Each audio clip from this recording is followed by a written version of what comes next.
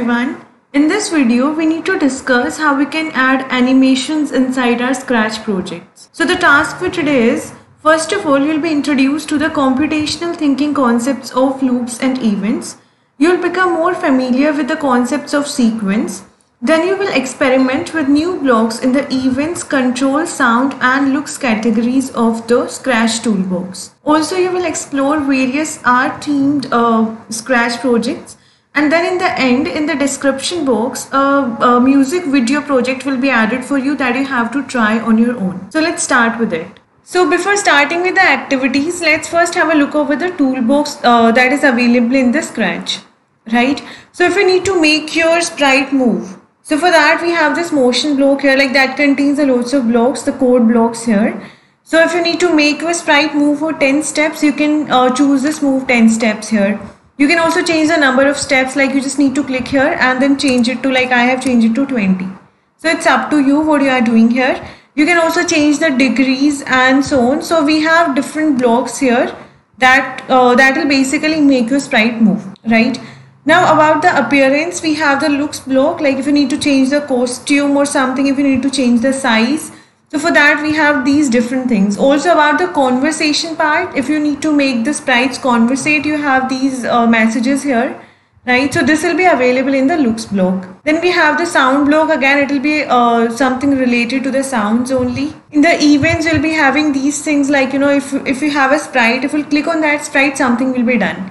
Events are these things only, right? If you click on something different will be done. So we have the same thing here. Like they're saying, when I receive some message, you can broadcast some other message or something. So these things will be available in the event section. In the control section, it will be about controlling only seconds you have to wait, for how many times you have to repeat something. If you need to make it, loop forever, you can use this particular section here, this forever section.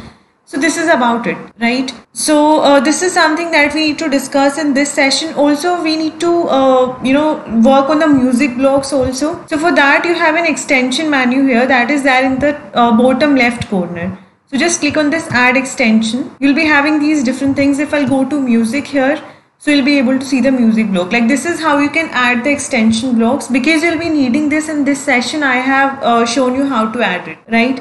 So like it will be again related to music, like if you need to play the drums. Say for example, there's some sprite here, there's some drum sprite here. If you need to play it, you can choose this play drum sprite from there, play drum code block from there. And if you need to set some instrument, like you can choose any instrument here also. You have these different options, you have organ, you have guitar, piano and all these things.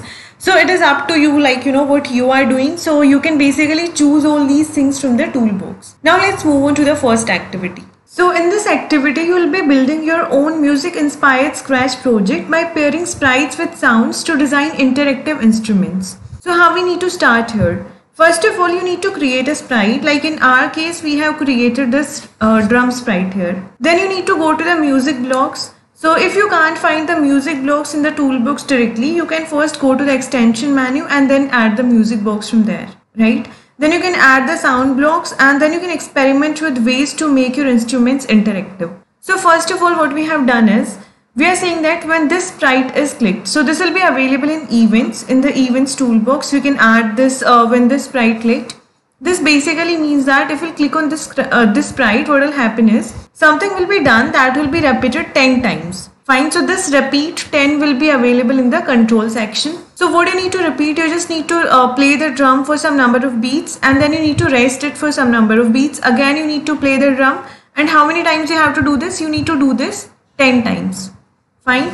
So what will happen is, if I click on this sprite, the drum will start.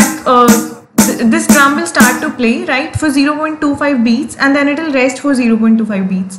Again, the same thing will happen for 10 times, it will be done, right? So I just hope this part is clear. Now let's move on to the next activity.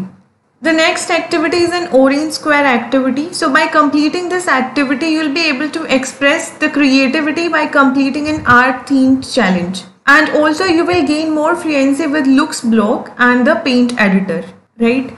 So let's move on to this. Now let's see how to do this. So first of all, you need to draw your sprites using the paint editor, right? So you need to click here where you can choose your own sprite, right? So you just need to go there and then click on this paint. From here you can paint your own sprite. Just like I have created this orange square here, you can create anything, right? So this is how we can do this. So this was about the sprite. Now let's come back to our code. Now what we have to do, we need to add different looks and motions block to bring sprite to life. So here you are saying that when the flag is clicked, means when you click on this button here, there will be something done. Okay, all the graphic effects will be cleared up first, then something will be done forever, like that will keep on moving. So first of all, you have to change the effect for the sprite here, right? For some specified amount, like you have given the amount here as 25. Then you are saying that this orange square should move for 2 steps. And then if it touches any of the edges, it should bounce back, right? So let's see what's exactly happening here. I just clicked on the play button. So you can see this started moving, right?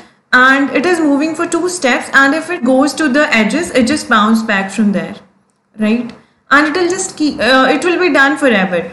Like it will never stop.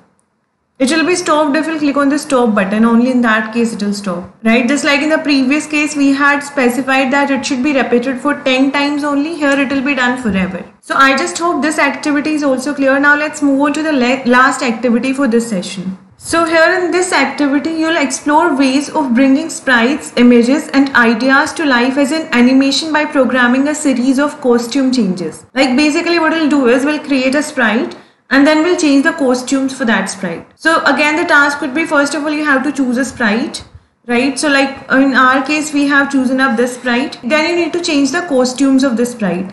So for doing that, you have to go to the costume section here. And then you can add some different costume here. Like say for example, I'm taking this color here. So you can just change it like this. Then what will happen is, what you're doing is, after doing this, you need to add blocks to make the image come alive. And we just need to keep on repeating this thing. So first of all, I'm doing when this sprite is clicked, right? Means if you click on this particular section, you have to do something that will be repeated 10 times. You need to wait for 0.1 seconds every time. You need to make this sprite move 10 steps, like the costume for the sprite will be changed. So let's see it here. Let me maximize this and let's click on this. So you can see the costumes are being changed here, right? So this was about it. This was about this session. So a project will be added for you in the description box based on these things only. You need to try that on your own. So I just hope all these 3 activities are clear to you. Thank you.